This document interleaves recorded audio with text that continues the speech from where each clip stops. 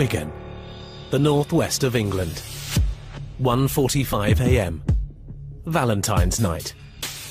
And there's trouble at a town centre nightclub. A bouncer has already been stabbed in the thigh. As another bouncer goes in to sort things out, the fight spills onto the street. Tonight, inside Britain's knife crime epidemic. Cut the main artery to my heart. Families in torment. It's the tiniest wound, and you would never think so much blood could come out of something like that. Close calls. You bleed to death in 7 minutes, and the average for an ambulance to get to you is 8 minutes. The truth. I know people, including myself at one time, that would have said I feel naked if I don't have my knife on me.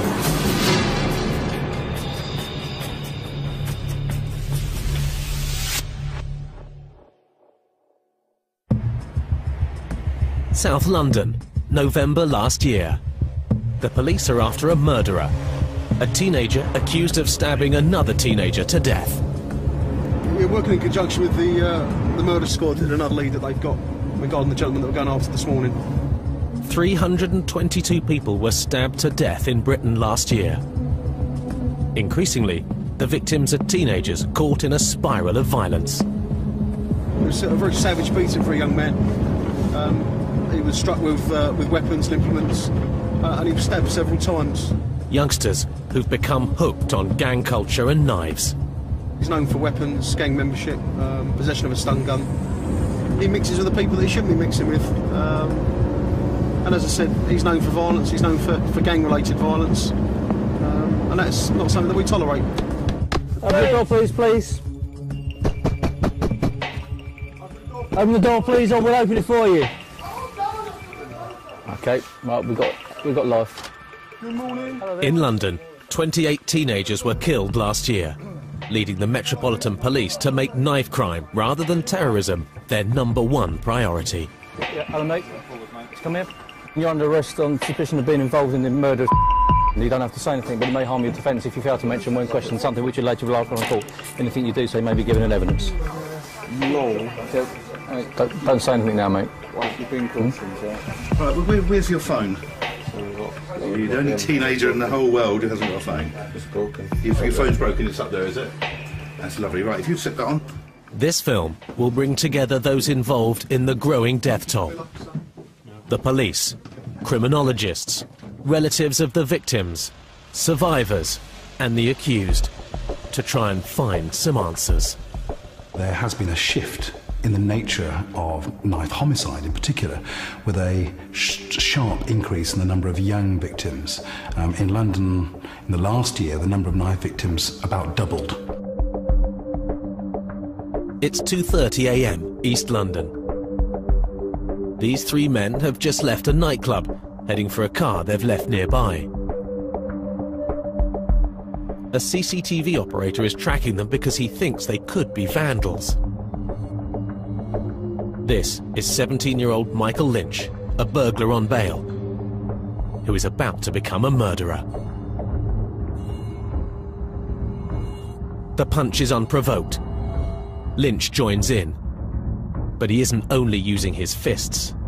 He has a knife in his pocket, and just out of sight of the camera, Lynch stabs one of the two men in the heart, fatally.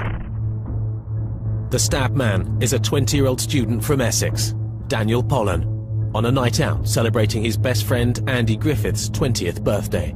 Daniel tried to protect Andy, and then when they turned on him, he puts his hands up. That is a peaceful gesture. It's not violent. It's not like he was going to attack them. He put his hands up as if to say, "What do you want?" And they still attacked him after doing that. Now Lynch turns on Andy, stabbing him in the chest and back.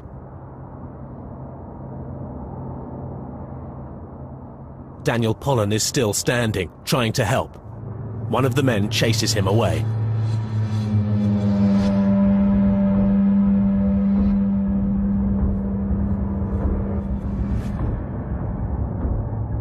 The three attackers drive off, heading home, only 40 seconds after the attack began.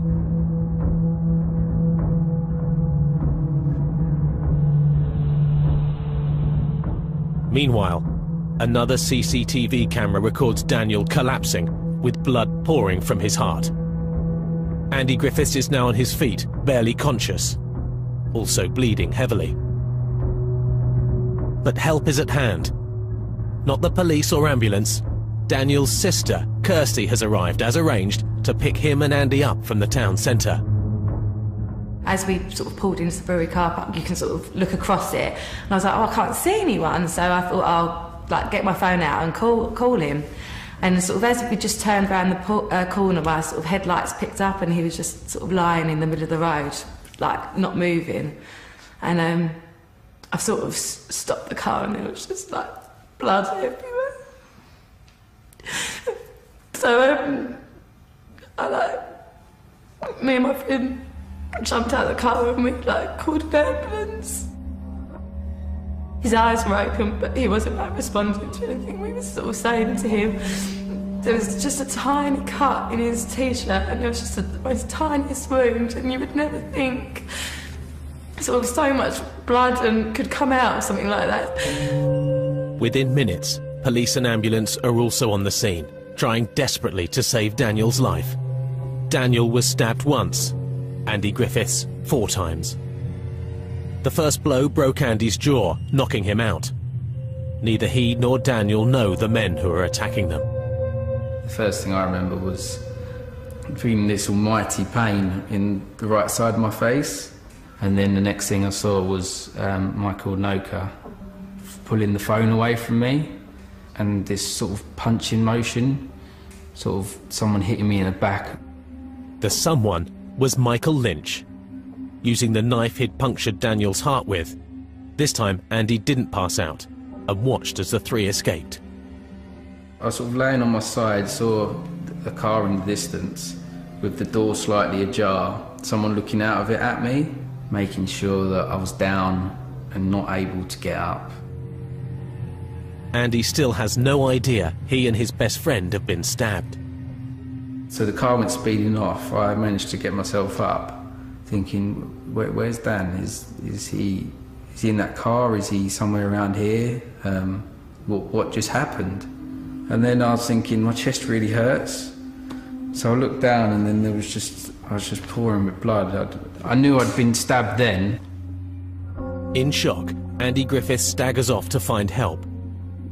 Initially back to the nightclub, and from there to an ambulance which took him to hospital. As he lay in the ER, Andy realised the person in the next bed was dying. So I was saying, is that my friend? Is that my friend? Getting really irate with them because I could tell they weren't telling me something. I tried to pull out all my drips.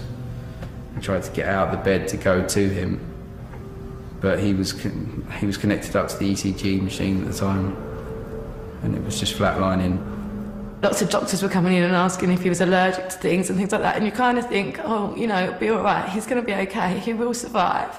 And then they come in and they just tell you that they're really sorry, but he died, and you just can't believe it. It's the most surreal thing in the world. Daniel's killer was caught quickly. The number plate on the car led police right to him. Michael Lynch was sentenced to a minimum of 15 years. His accomplices got 5 years each. The CCTV of Daniel Polland's murder is being shown because his family want everyone to see what really happened. We came to the decision that we did want the CCTV to be released in public because it's such an unprovoked attack. I think it's important that people do see that, it's not just about gang culture. It's not, knives aren't used just in gang culture. Andrew and, my brother Daniel didn't do anything in any way to cause what happens to them. I just think people need to realise, knife crime is everywhere. It happens all the time.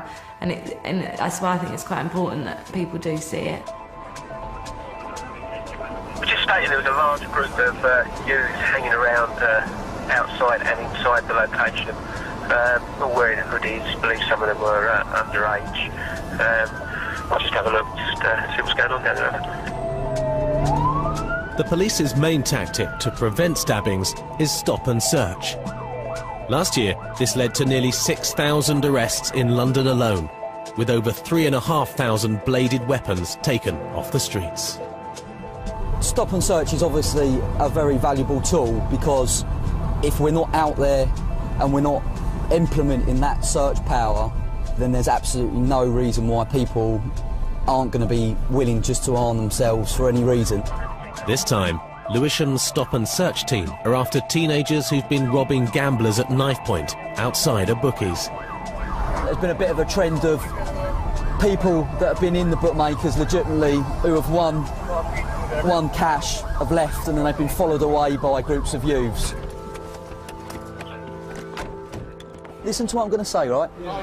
We've just got information that a group of youths are being hanging outside the bookmakers, OK? Because of that, and because we believe that you may have been the youths that have been hanging around outside the bookmakers, OK? You're going to be searched, OK? Do you understand what I'm saying? A copy of the search record when it's completed, which you can have at any time. You can have it now or in 12 months' time from any police station.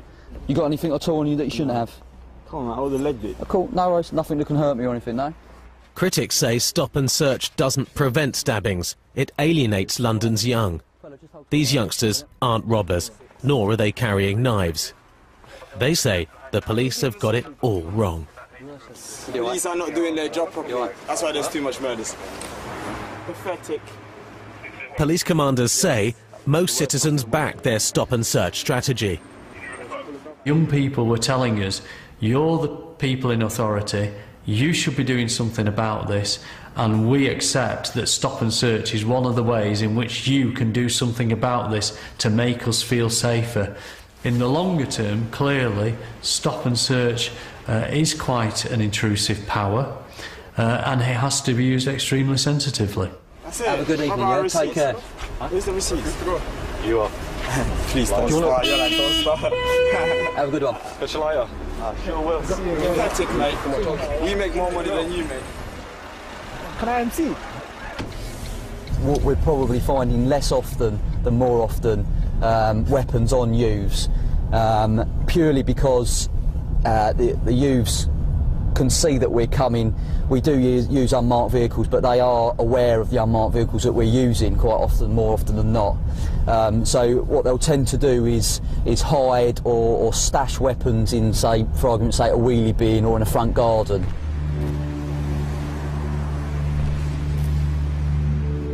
In some parts of South London, stashing knives doesn't always work. In Croydon, the police have a way of finding them. His name is Kaiser. Nice. It was kind of stuck in there. It was just, the blade was kind of half stuck in the mud. It's only been there overnight. Classic example of why this area is chosen by us. It's used as a cut-through. We know gang members and groups do use this area, and this just sort of vindicates that we're taking this tactic. Just found by the dog in the corner. Now that is a typical sort of weapon that we would expect to find in this area. I must admit that there's a bit of surprising around the axe. I wouldn't have expected to find the axe, but certainly this is the typical sort of item and the typical sort of thing that a lot of the young youths are carrying. Simple kitchen knives, small, easily concealable. It isn't only bladed weapons that Kaiser has a nose for. See all these notches there? Clearly not being used for baseball, is it? Don't think balls do that sort of mark, so that actually is a very, very good find.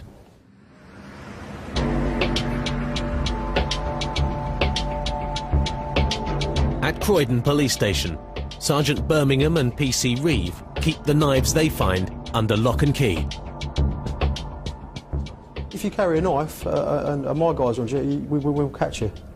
We recover 100 knives per month on average here on Croydon Borough, mainly from stop and search. Also weapon sweeps in set areas. The knives such as the Gurkha knife, the samurai knife or sword, but it is the kitchen knife. The kitchen knife is pivotal. It is the most common found knife or implement that we discover on the streets. They are readily accessible, they're easy to purchase and they're easy in the home to pick up before you go out the front door. Sometimes if a guy or a lady's carrying an item like that, they'll make up a cardboard sheath and that can be carried in their waistband. A knife can be carried around the waist in the belt. We've also had incidents where a knife like that can be carried under the shoe. They'll take the shoe off and that can live under the inner sole of the shoe If you're worried or concerned about your son or daughter, you know, engage your child before they go out. Please check your kitchen, make sure there's nothing missing. Getting people to report missing knives, or people who have them, is easier said than done.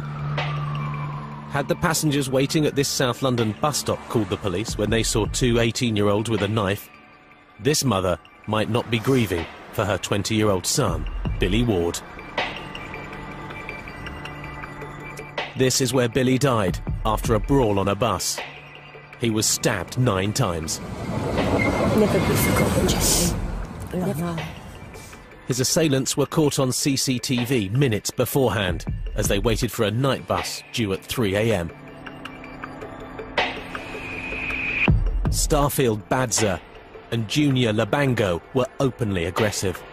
Labango was brandishing a knife at the bus stop. Badza was there as well. He was goading people. Several people saw the knife and no one called us. If somebody had called us on the night, potentially we could have prevented the murder of Billy Ward. Billy Ward got on the bus at the next stop. The internal CCTV recorded everything that happened. Trouble started almost immediately. Badza squares up to Billy Ward, his baseball cap touching Billy's head and his finger jabbing in Billy's face. Badza began to pick arguments with other passengers, and more specifically Billy Ward. That resulted in a physical altercation. Another passenger intervenes to move Badza to the front of the bus, away from Billy. The pair then turn their attention to stealing from a sleeping passenger. Then, as Badza prepares to get off the bus, he has another go at Billy Ward, and a fight starts. Labango had the knife. He and Badza were goading people on the bus, so it was my belief that they were prepared to use the knife if they encountered trouble. At the stop, the punch-up spills off the bus and onto the street. Badza grabs Billy Ward in an arm lock before dragging him down an alley. Labango follows.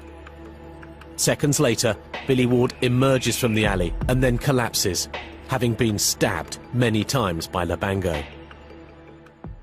It was 9 stab wounds, a relentless attack with a knife, and unfortunately the fatal knife wound pierced Billy Ward's heart, and he stood no chance. The CCTV images helped convict Labango and Badza of murder.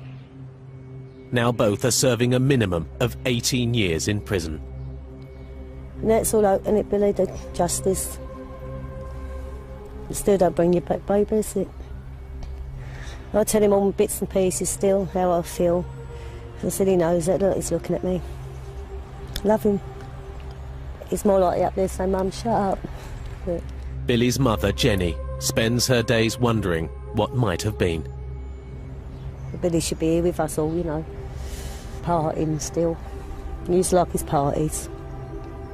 To lose someone special in their life, you know, you bring them up, and to have that taken away from you, it is hard.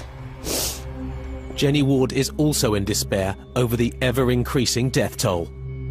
Since Billy, I mean, look how many there've been, you know, usually hear it every day, every week. You know, it's too much now, it's got to stop somewhere down the line. Since Billy died, 3 more teenagers have been stabbed to death in this part of London. To try and stem the flow, the Croydon police have been looking for ways to stop youngsters getting involved with knives in the first place. Their youth engagement team is run by Sergeant Birmingham, who believes gang culture lies at the root of the problem.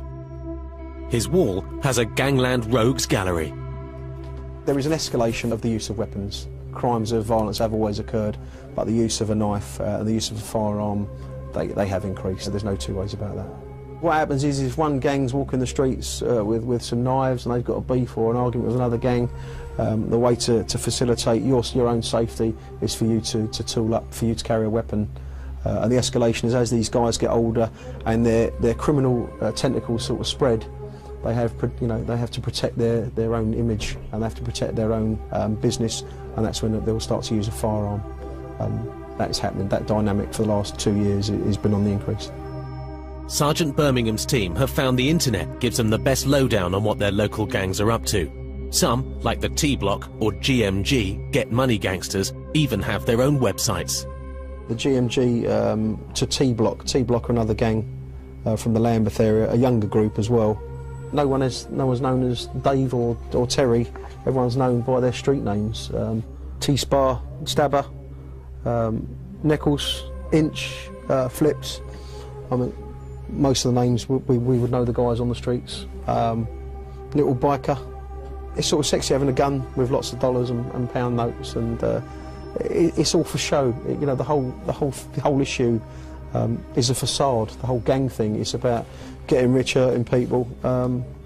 What we've got to do, you know, involving the parents, is we've got to, you know, stress them that there's no future in carrying the weapons. You know, the only way to get on in life is get yourself an education, get your head down, and be a good person. Being a good person is something Croydon's youth engagement team takes seriously, and this involves taking unusual steps. Knocking on the doors of teenagers who might be vulnerable to the influence of gangs like the GMG, who operate apprentice schemes for new members. What you have is a gang member who will adopt, if you like, an apprentice who becomes younger. Then they in turn adopt someone who becomes little. Generally what we find is that they will be gaining protection from somebody further up the chain, not necessarily in this GMG gang. It could be a more unpleasant set of people. Little is his street name. This is the home of a young lad who the team fear might have become an apprentice. PC Reeve isn't making an arrest. He's come here to deliver a warning. No crime has been committed. This is another new initiative, letting the boy's mother know that PC Reeve has been keeping an eye on her son. We've stopped him quite frequently with a number of guys that we know to be in gangs. Okay, the stuff that he's written on his wall suggests that he's in a gang. There are little signs like that we can pick up on, but we can tell you what those signs are as well, so you can look out for them. And obviously, if there's issues where you can come to us and say, look, I think in a bit of trouble, we can help to get him out of it. If we have to arrest people because they've got what we believe to be stolen property, then we're going to do that. But I'd rather come round here, have a cup of coffee with you and say, look, this gang stuff isn't for you, mate. Let's find you an activity each evening that can keep you off the street and do stuff like that. Does that sound a little bit better than being woken up at 6 o'clock in the morning by a lot of policemen coming through your door? Yeah, it's got to be better, isn't it? While London's police try to make joining a gang unattractive, the reasons why teenagers embrace gang membership are being studied by one of Britain's leading criminologists. In the most deprived urban areas in London, I think young people see that their prospects of gaining sufficient money through gainful employment to buy a home, to purchase a car, to settle down and, you know, form a relationship and have children, they see themselves as being prevented from achieving those indicators, those signs of material success. And therefore, their lives, their horizons, for many people, are relatively limited. They're limited to, am I going to get through today without being attacked? Am I going to get from home to school, or from home to the youth club, or from home to hang out on the streets without being attacked by other young people? Am I going to survive today without somebody disrespecting me? Professor Bowling's research shows that some young people see a gang as the only way to be part of a family. When somebody says, you know, join our clique, join our crew, we'll protect you, we'll be your homies, we'll be the people who you can hang with, we'll be like your family, your fam, the people that will look after you and protect you, and will give you a sense of self-esteem and protection. In that context, I think that however reluctant they may be at first, many young people will choose the protection and the safety of a gang, and will choose the protection and the safety that they feel of carrying a weapon. Teenagers who carry weapons are usually reluctant to talk about the reasons why. An exception is Alika, age 17 and a former South London gang member. I know people, including myself at one time, that would have said, I feel naked if I don't have my knife on me. Take my knife off me, and I don't feel right. I don't feel right. I feel like it's part of me, and that's not a joke. Guys who strap it to their legs at a young age, they get a rubber band. The first thing they're tying up is not a picker, it's not a stack of money, or they're not tying up a rubber band bolt. The first thing they're learning how to tie up is, how can I tie this rubber band around my leg and around my knife, keep it in place. And they love that. Alika no longer runs with a gang, or batch as he calls them. Nowadays, he tries to steer fellow teenagers away from knife crime. But he remembers only too well the time he was the batch apprentice, given a knife by a respected gang member. I felt the power when I held the knife. When I saw it, when I looked at it and I knew who had held it, and obviously by now I was rolling on some sort of badge. And I know that the person who had it before me is someone that already holds respect to the badge. It made me feel like basically he's giving me his respect, he's giving me that responsibility. And he's like, yeah, I could trust you with it. Being trusted with the knife was one thing. Taking it along to fights he got into, quite another. If I had been carrying a knife on a situation where I actually was to get into a fight and I got blood rage, I would have definitely done it. Because when adrenaline goes in, you don't know what you're doing. You don't remember. And that's a lot of the things that happens with the young youth nowadays.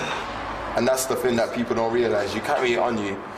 You're most likely going to use it if case that situation comes along. Where back in the day you would have punched someone, you won't punch someone this time. Because your mind is much more smarter than that. Your mind will be like, hold on, you got it on you, quickly, flick it out. By the time you realize, you're already getting some sort of sentence thrown at your face. The sentence for adults who take a knife onto the street is up to 4 years in jail. The crackdown on knife crime is also pulling in shopkeepers who illegally sell knives to teenagers under the age of 18. They're not being targeted by the police, but by trading standards officers who use unconventional methods. A 13-year-old boy is going undercover to try and buy knives as a test purchaser. Primarily this morning we concentrated on the sale of knives. If it were a natural scenario where you were going in to buy something, how would you go about it? Would you just pick up a knife, or might you pick up other items? The 13-year-old's mission is to find out who sells knives to underage children and who doesn't. If anyone asks you how old you are, you say you're 13, right? It's a bit of a detective job. You don't want to be twigged that you're involved in an operation. The whole operation is being secretly filmed for evidential purposes. And in the first shop he visits, he's able to buy 2 kitchen knives. He wasn't asked any questions, nothing at all was asked of him, and he simply purchased the items.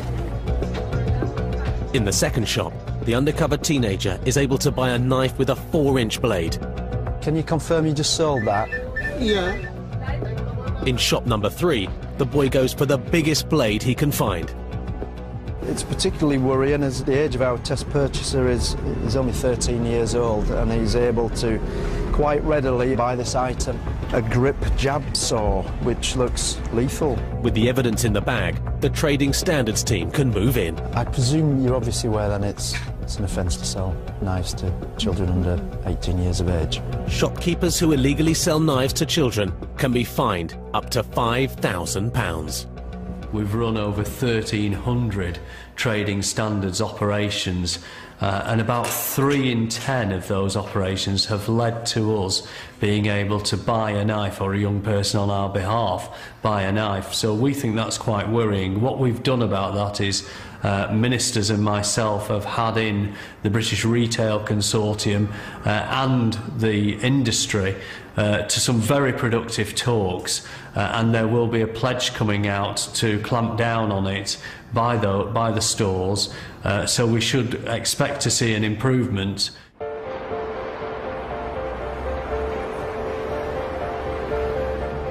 In North London, the police are after school children who carry knives. Official research has shown that 1/3 of school children have carried a knife at one time or another. Some schools don't want to be seen as having knife arches or as taking these types of interventions, but I would turn the argument the other way around, and I would say the schools that are doing those things are ensuring that there is a good, safe learning environment for their pupils, and are being proactive in addressing any issues that the young people might have. The law has recently been changed to allow teachers and police to search school children without parental permission. Within a mile of this school, 3 youngsters have been stabbed to death. Not that long ago, I used to have a friend who always used to play together and everything, and every time he's been bullied by all the students, and one day he decided to carry a knife, and it was used against him at the action of him trying to use it against the other person, and he got stabbed, and I didn't see him until now. I can't see him. He was in hospital for a long time, bleeding, and eventually he died because of a blood clot in his stomach, and I never saw him. A significant minority of young people do carry knives as a matter of course, and they would be things like pen knives, for example, short-bladed knives, but also a small minority are carrying kitchen knives. And I think that is a phenomenon which is probably new and is quite troubling. Like in our school, the stabbing happened in our school, and you can notice them in the past that it's like more people are getting stabbed because the law is not going high enough. That's why people do it, because they know that it's about like 5 years basis, so they know that they can just get away with it. The school children also know that postcodes and gangs play a part, a big one. Most people just carry knives because they want to have a gang fight, or just because, you come from N17, you come from East London, you come from this. People want to just fight because of other territory. But it's nothing about that, because we're all just normal people. It's just a name that we're given around our area, like, we're N17. Does that make a reason why we should fight another area? It doesn't make a reason. We're all the same. It's just silly. It's not only the kids and the school which get searched. The police sweep takes in nearby housing estates. On one of them, a knife blade has been found. It appears to be a kitchen knife, which is notoriously what the youngsters do tend to use. It's what they can get from their kitchens. Increasingly, towns and cities throughout the UK are using CCTV to try and spot knives and catch those responsible for the stabbings. Here in Wigan, in Lancashire, a council CCTV operator was able to not only warn the police about the man running amok with 2 knives, but also to let them know where he craftily hid them in an attempt to avoid arrest. Under the police car. The same CCTV system helped identify and convict 3 men who attacked and stabbed an innocent 21-year-old outside Wigan's town centre nightclub. The operator's feedback got medical help to the scene faster, and the victim was saved from bleeding to death from a severed artery. But Lancashire or London aren't the worst places in Britain for knife crime. Scotland is. If you are male, aged between 10 and 29, you are 5 times more likely to be stabbed to death north of the border than anywhere else. We have a chronic problem with violence in Scotland. In Scotland, our homicide rate is, for the most at-risk group, is between 10 and 29-year-old males is 5.3 per 100,000 of a population. The equivalent rate in England is 1 per 100,000 of a population. Aberdeen, northeast Scotland. This children's playground is the scene of Scotland's latest stabbing. 2 days ago, John Adams' brother Ryan was attacked with a knife. The incident happened just down there, beside where the 2 cars are parked. Happened in the afternoon, so everybody would have seen most of it, what had happened. John's brother, Ryan, is being treated here, in the Aberdeen Royal Infirmary. Doctors saved his life, and already he's up and about, to the great relief of his mother, Fiona. They said there was some bleeding somewhere in his body, and he was getting an ultrasound scan beside his heart, and his stomach was all hard, and he was white. And the next minute he went away and he came back, and he says that there's bleeding around his heart, so he's to get an operation. So we never got to see him until he came out the operating theatre. Ryan is 17. These wounds were inflicted just 48 hours ago. He was stabbed 4 times. My heart's like right here.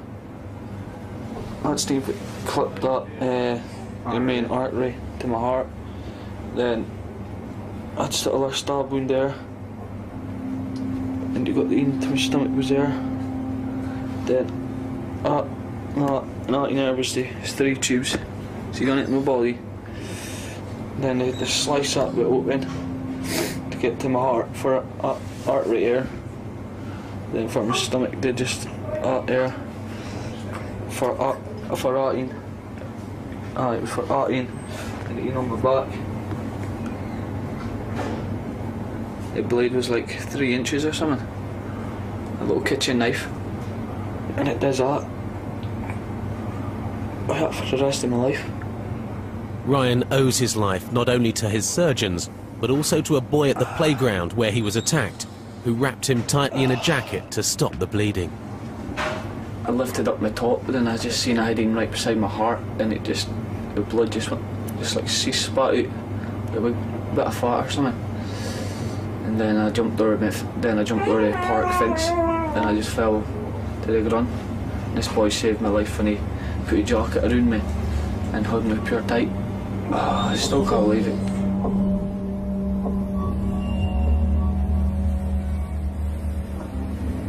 I was just nearly doing my life over. Aberdeen is not the worst place in Scotland for knife crime. Glasgow is. It's also the murder capital of Britain, with more killings per head of population than London. We have 3.5 times the number of homicides committed by using a knife than anywhere else in the UK. 3 times means around 40 fatal stabbings a year in Glasgow alone, with a further 214 attempted murders with knives. Almost all are gang-related, statistics which some Scots take for granted. We call that recreational violence, and it's based around territory. And the territories that we have and the gangs who operate within them have been there for 40, 50, 60 years. It's the same gang names. They fight in the same areas. And they will fight and attack you because you don't come from that area. We have probably 100 and odd gangs in the west of Scotland. In one area of Glasgow, in the East End, we've got 55 gangs. We've got about 700 members of those gangs, and they'll range in age from 12 up to early 20s. Matthew McAllister, 16, and Dennis Scott, 19, live in Glasgow's East End. They also know all about the gangs. Dentoy, Baltoy, Provi, Drummy, Agro, Skinheads, Tom. Over here's Skinheads, this is Wellhouse, and Maceley. The bottom party, it's the worst, that's where mostly all the fighting that happens. It's Torn and Skinheads that hate each other the most. Some of them can get slashed, some can get stabbed, or else you can get chopped with a sword or something. If you were going to walk through there, then you would need to have something on you. Somebody shouting at the bus, you're fanny. The territorialism that underpins these Scottish conflicts is being studied by Professor Keith Kintray at Glasgow University. He's discovered that the battle lines get drawn at an early age. These maps represent a particular part of Glasgow, and they were drawn by young men who were attending the same school. The main road goes down the middle, and for this guy here, he feels safe in his home territory, which is the area marked with the red boundary, and the other side is where it's unsafe, which is marked don't go on here. And for this guy, it's safe on this side and it's unsafe on this side. It's a mirror image of that one. These territories are both very, very clearly demarcated. Can't cross that road and can't cross that road now, can. So can't even go to the garage along here. You go down to get a packet of fags or something. You've got a barrel running there chasing you, so you have.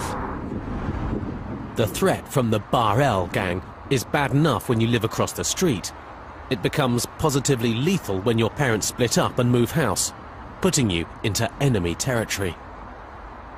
My dad moved to Barrel, so he did, and my ma kicked us out and I had to go stay with him. And they knew that I was fair risky. They smashed my dad's motor up, put his house windows in, so then my dad kicked us out. He wanted nothing to do because it was causing him hassle, so my ma took us back in.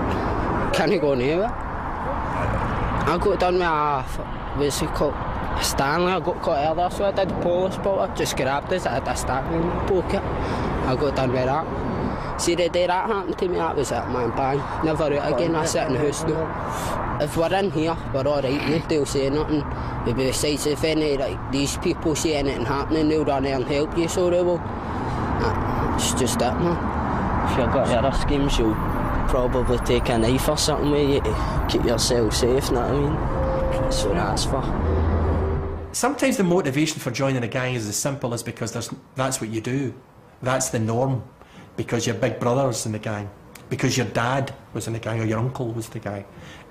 Or you don't have a choice, you've got nothing else to do and it seems my friend's in the gang, I'll do it. So I don't know that young men make that conscious decision that it's about to start. Sometimes there isn't a choice in it, it's what's there. What's here now, in this part of Scotland, is an escalating horror, involving weapons even more powerful and dangerous than knives. I jumped about with taser guns and all that now. The actual taser guns with the police shows have got aim on it now. But like big machetes that blade and it's about that size. I was fighting with Trossachs Street and that. We were running round a corner and a wee guy ran round. Whacked us with a big sword. What's the other one there?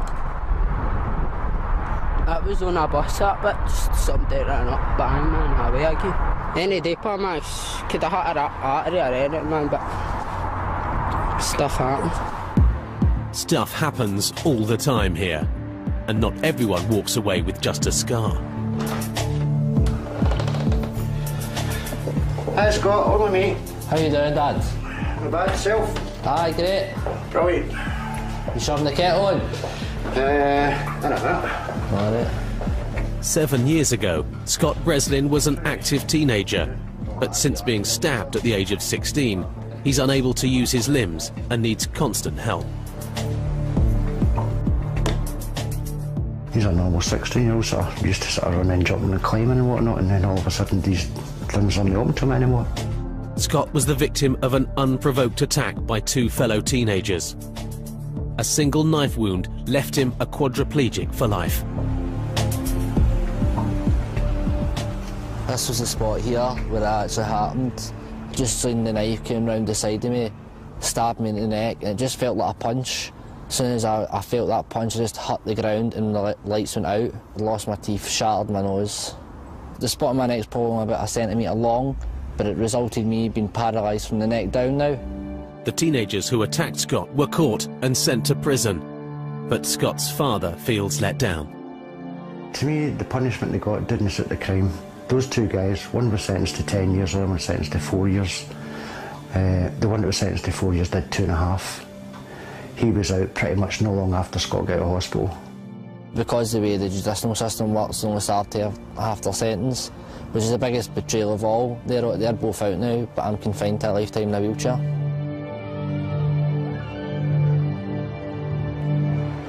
At one of Glasgow's biggest hospitals, doctors treat over 700 knife injuries every year. Most are truly horrific, even when you know the victim survived. Quite clearly is a knife sticking into this man's back. This is within what we call the cardiac danger area, and you know the lungs are there. There is the major artery from the heart there. You can actually reach the heart there or the aorta, and that can be a fatal injury very, very easily. Rudy Crawford is the senior consultant surgeon in the A&E department. He's seen every kind of knife injury. Machetes are very popular. They used to sell them down the barrels for £3 or £4, you know, and it's surprising the number of people that carry them about their person.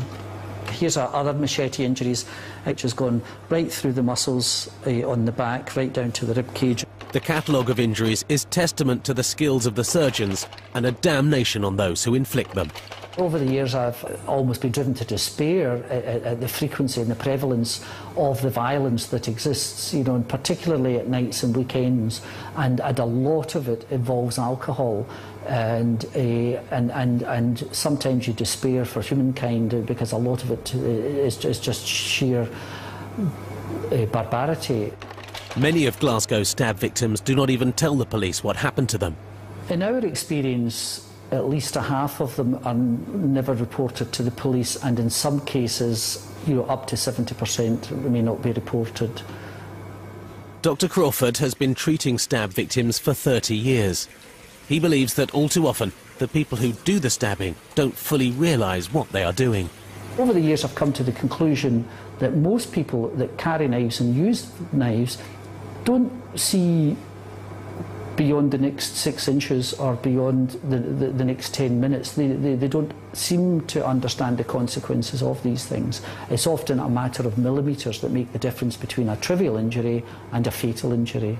And of course there's this common misconception that if you use a small knife or a small blade that you cannot inflict a serious injury in someone, and that's just not true. I mean, I could kill you without any problem with a 1/2 inch blade, there are major blood vessels very close to the surface of the body, major organs that are very easy to reach even with short-bladed weapons. And of course, if these people don't spend years studying anatomy like I have, they don't know how to avoid these things. Avoiding knives in Glasgow isn't easy. These young men are here to pay tribute to a teenage friend, nicknamed Biscuit, who was stabbed to death, possibly by accident. Biscuit, rest in peace. I don't think it was meant, but it was just, it was like arguing with somebody and somebody just knifed him and he was right in the heart and he died. So that's just the mention there. Biscuit, rest in peace. What age was he again? 18. But she, it was somebody we knew that done it. So the way it affected us was kind of gutted and all that and whatever, all that, but that's about it, I can tell you. But the honesty doesn't extend to calling the police or telling them who did it. You don't grass, you can't grass. It's not anybody can do. Is this someone that's... You don't do it? If you're a grass, then that's it, man. You're an outcast, that's it. And done. So that's how when people get stabbed or slashed or whatever and they're in hospital and all that, I don't want to tell a post setting because they want to get their aim back. Inside's on. 15 outside, man, about 25 inside. Oh man, me and my pals went into a shop to steal a bottle of vodka, that man. The guy ran out and grabbed him, so I put a bottle there. He said his brother chopped us. Last thing I remember was an ambulance. Hey, where's that scar with Pride Big Kev? He wears it like a Rolex. Show me you shot. Aye. This is his track marks. That is yellow. Kitchen devil right through there. There through the other side. What else? Don't know what else to say. He's been stabbed, he's been slashed, he's been shot, he's been shot, he's been shagged. And I've been jailed. The laughter conceals a terrible legacy. A generation or more of Scottish men who have lived to tell the tale of their own stabbings. Take a walk down most streets in the west of Scotland and you'll pass some young man or some older man who has a severe facial scar, and that will inhibit them for the rest of their lives. I don't know what they're standing there, open razor. That happened to me, they could give me on my lip. They're there, right up. You know what I mean? So I don't know what it was. But done it. I know the fact it done it.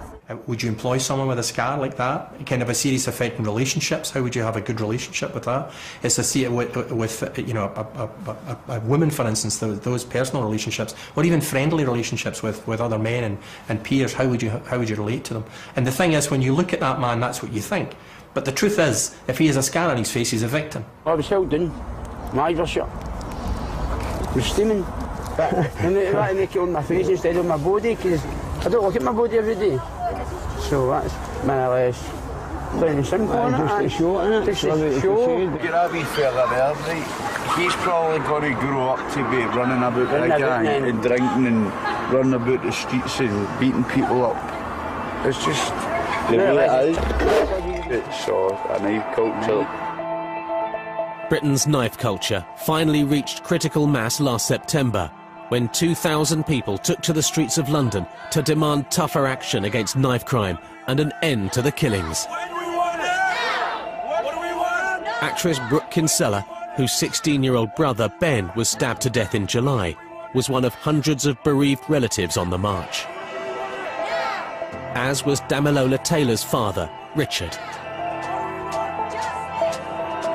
And in Hyde Park, Brooke Kinsella's fellow actress Linda Robson added her voice to the campaign. We are all here today to remember the families and loved ones who have been victims of this horrendous knife and gun culture. It wasn't only Londoners who took to the streets to hear one of Britain's leading anti-knife crime campaigners call for peace. Peace is your business, my business, everybody's business, and we must fight for the sake of our children. That's my word to us as one. Not just in London. I know we've got mothers from Birmingham, we've got people from Manchester, we've got people from Liverpool, we've got people from Canterbury, we've got people from all over Great Britain. This is us united as one.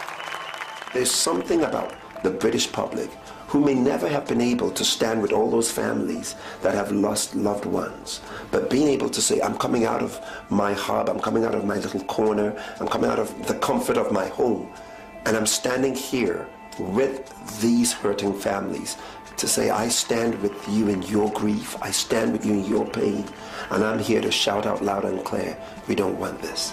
Joining the United Front was Caroline King-Onzilla, the mother of Oliver, a South London teenager stabbed to death less than 24 hours before the march. This woman, how many of you remember Oliver? The young boy who got killed just on Friday.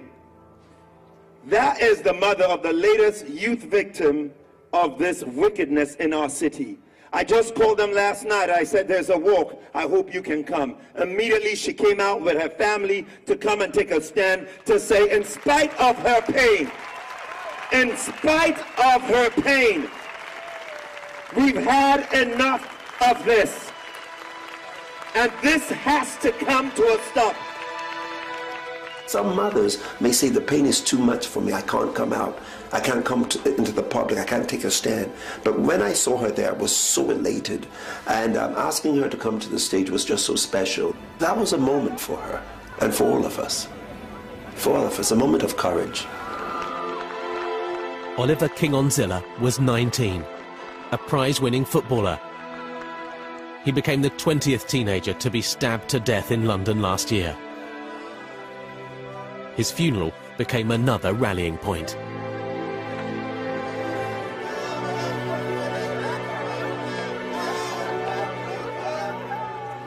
We have gathered here today on this very sad occasion to mourn, to comfort the family of Oliver King-Onzilla.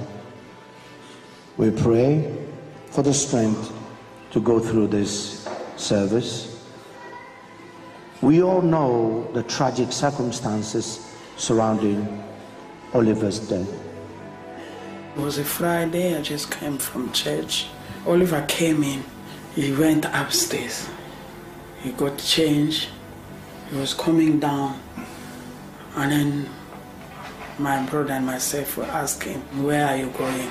Then he said, I'm going to a little party with my friend. And my brother said, don't be long. He said, no, I won't be long. So then he went. I spoke to him on Friday, and he died on Saturday. Oliver King-Onzilla was stabbed many times, not only in his body, but also in his face. His mother had not seen him before the funeral and wasn't sure she wanted to. For the beginning, we didn't want to open the coffin. We said we don't know how bad he was injured because I didn't see the body. I didn't see him. Since he died, I wanted to keep his memory that night when he was going up. Very happy, very handsome. But Caroline knew the funeral would be attended by many young people, and she saw an opportunity to send a message, one intended to shock. In another way, I wanted them to see. I was thinking that if they open and they see all those injuries he had on his face, to see what, you know, what your action can bring as consequences in the life of people. By making her son visible in an open casket, with his facial injuries there for all to see, Caroline King-Onzilla hoped he would serve as an important deterrent to anyone thinking about carrying a knife. Having that coffin opened up, in spite of the fact that he'd been stabbed in the face, and, you know, again, that, seeing his face, and, you know, it was very challenging for so many people. But I think that some young people, 1, 2, 3, or 50 or 100, I don't know, would look at Oliver and say, this is not what I want to do to another human being. This is not how I want to end up. And, you know, whatever they need to do, her message was to just try to deter people from killing. Her son was a great kid and didn't need to be killed. And that's the message she wanted to get across. You don't need to destroy and steal lives. If you walk on the street carrying a knife, can you look at me eye to eye? You will never have peace. Where are we going? Something has to be done.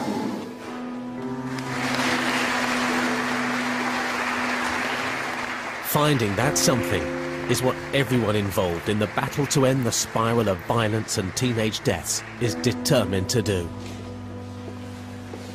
But according to those in the front line, the real truth about knife crime in Britain today is that there is no simple solution. At the moment, we don't really invest in early intervention to divert young people from serious crime. We kind of allow the young person to run until they've got themselves into a situation which is, you know, life-changing, and even to the point where it might involve injury to themselves or to other people. So I think early intervention in supportive and social ways is absolutely a critical part of this process. Knives and young people and violence is a big complex problem. We tend to start looking for big complex solutions. I think we forget the importance of the simple solutions. Good families and good parents. Good social neighbourhoods and communities. Things to do. Good education. Good positive male role models in young men's lives. Those are straightforward, simple things, and if you look back, those are things that always worked. The police role is about preventing crime and detecting crime, and often we are at the end of the process. So if you get the parenting, the education, the employment and all of those pieces right, then actually the demands on policing, the demands on the health service in terms of people being admitted to hospital with injuries go down. Let us remember the person we had fun with, the person we went to school with, the person we played football with. He was young, but yet he made an impression, and that we must remember.